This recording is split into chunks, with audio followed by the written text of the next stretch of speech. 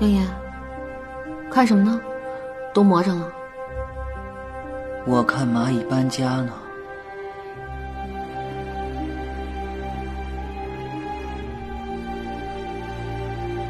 这哪有蚂蚁啊？只有从一而终的人才能看到。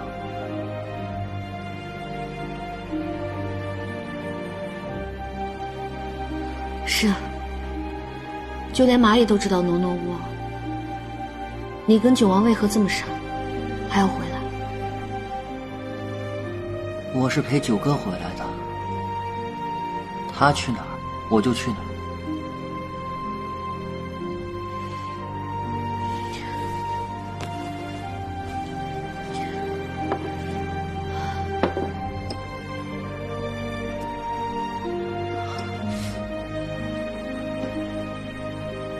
红烧肉、酱猪蹄儿，这都是我最爱的。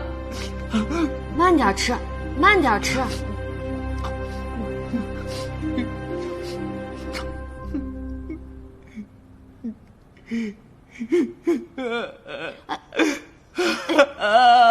怎么了这是？是不是好久没吃到这么好的饭菜了啊？姐姐，你给我送这些好吃的，你是不是要送我上路啊？你瞎说什么呢？我是看你在这种地方吃不到好吃的，才给你送过来的。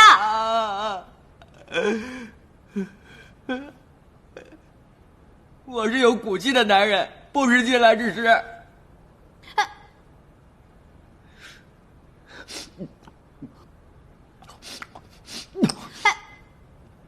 你个没良心的！我好心过来给你送吃的，你还跟我玩起不领情来了。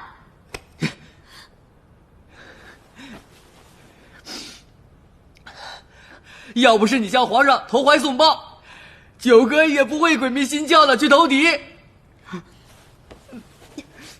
那是两码事儿。好，就算我投怀送抱了，他也不能干出投敌那种事儿。你终于承认你是投怀送抱了。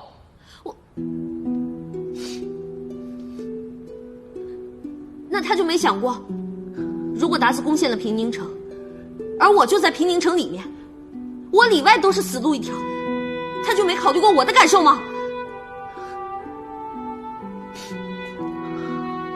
那时候九哥得知大势已去，我的父亲投靠了齐胜，赵王叛变，连你也变心了。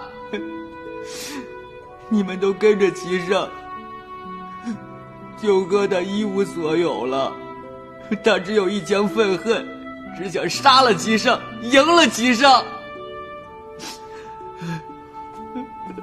喂，赢了齐胜又如何？为了赢，他就能做出通敌那种事儿吗？他做这一切都是为了你呀！他得知你变心以后，就有了破釜沉舟的想法。他心里的那些苦，你作为一个女人，你是不会理解的。是啊，一个女人是没有办法理解和原谅九王的做法的。但是站在一个男人的角度，我是可以理解的。换作是我，我也会那样做。现在看来，是我愧对于他。姐姐，想必你见到九哥也不是什么难事，你去见见他吧。我还没有做好面对他的准备。来，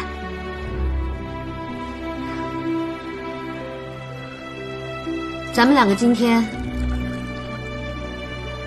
离罪方休。今宵有酒今宵醉，不知我能不能看到明天的太阳呢？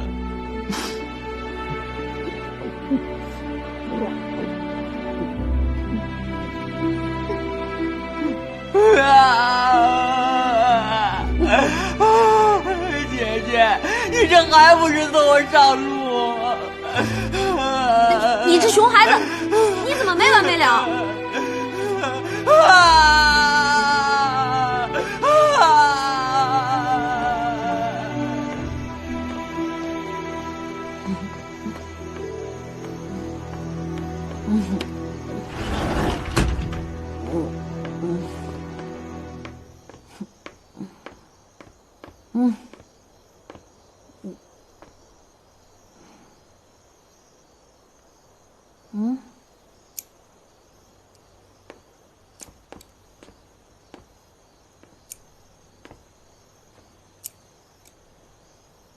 你喝酒了。皇上，你来了。朕知道你会去看杨延，却没想到你会喝酒。我刚才是私自去看了杨延，皇上要罚就罚我吧，别再给杨延添堵了。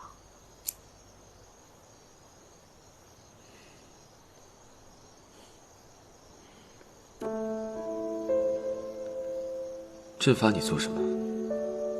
朕知道，你看到杨延那个样子，心里难受。你一直把他当弟弟一样看待，如今他生死未卜，你肯定很担心。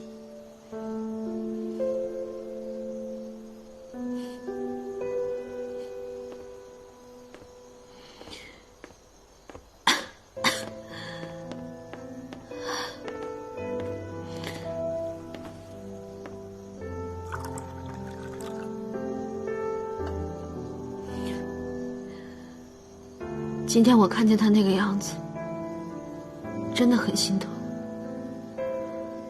但是我知道，这件事我没有理由让你网开一面。说出来，无非就是为难你，也让我自己不好过。你可知道，九王为何会回圣都认罪？他想一个人揽下所有罪责，毫不牵连任何人。一开始，朕也很吃惊，不过后来便理解了。他会去通敌，朕能理解；他会回来认罪，朕也能理解。这才是他，这才像他的作风。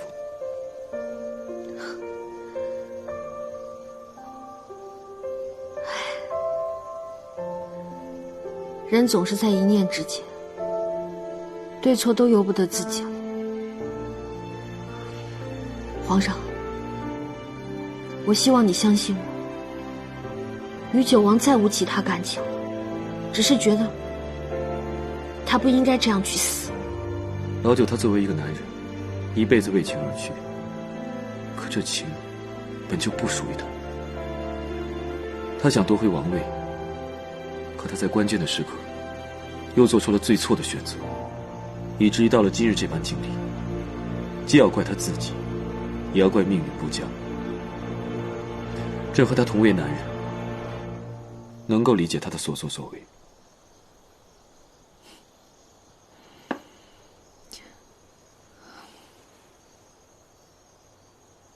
我去休息了。